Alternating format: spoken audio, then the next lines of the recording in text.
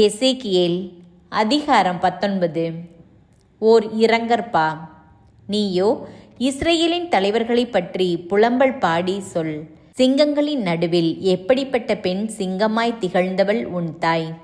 இளம் சிங்கங்களிடையே இருந்து அவள் தன் குட்டிகளை வளர்த்தாள். அவள் வளர்த்த குட்டிகளுள் ஒன்று இளம் சிங்கமாக வளர்ச்சியுற்றது. அது இரை தேட பழகி மனிதரை தின்னலாயிற்று. வேற்றினத்தார் அதனை பற்றி கேள்வியுற்று அதனை படுகுழியில் வீழ்த்தினர். அதனை சங்கிலிகளால் கட்டி எகிப்துக்கு கொண்டு போயினர். தாய் சிங்கமோ தான் நம்பிக்கையோடு காத்திருந்தது வீணாயிற்று என்று கண்டாள். எனவே தன் குட்டிகளுள் வேறொன்றை எடுத்து அதனையும் ஓர் இளம் சிங்கமாக உருவாக்கினாள். அது சிங்கங்களோடு நடமாடி ஓர் இளம் சிங்கம் ஆயிற்று. அது இரை தேட பழகி மனிதரை தின்னலாயிற்று. அது கோட்டைகளை தாக்கி நகர்களை சூறையாடியிற்று. அதன் கர்ச்சிக்கும் ஒளி கேட்டபோதெல்லாம் நாடும் அதிலுள்ள யாவும் திகிலுற்றன. அண்டை நாடுகளிலிருந்து வேற்றினத்தார் அதற்கெதிராக எப்பக்கமும் எழுந்தனர். தங்கள் வலையை அதன் மீது வீச அது அவர்கள் குழியில் வீழ்ந்தது.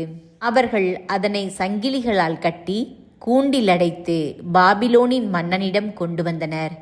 இனியும் அதன் கர்ச்சனை இஸ்ரேல் மலைகளின் மீது ஒலிக்காதபடி அரண்களுக்குள் அதனை அடைத்து வைத்தனர்.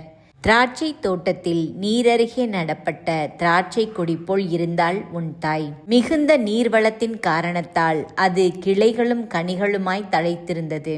அரச செங்கோலுக்கேற்ற உறுதியான கிளைகள் அதற்கிருந்தன. அடர்ந்த கிளைகள் நடுவே அது உயர்ந்தோங்கிற்று. திரளான கிளைகளோடு அது உயர்ந்து தென்பட்டது.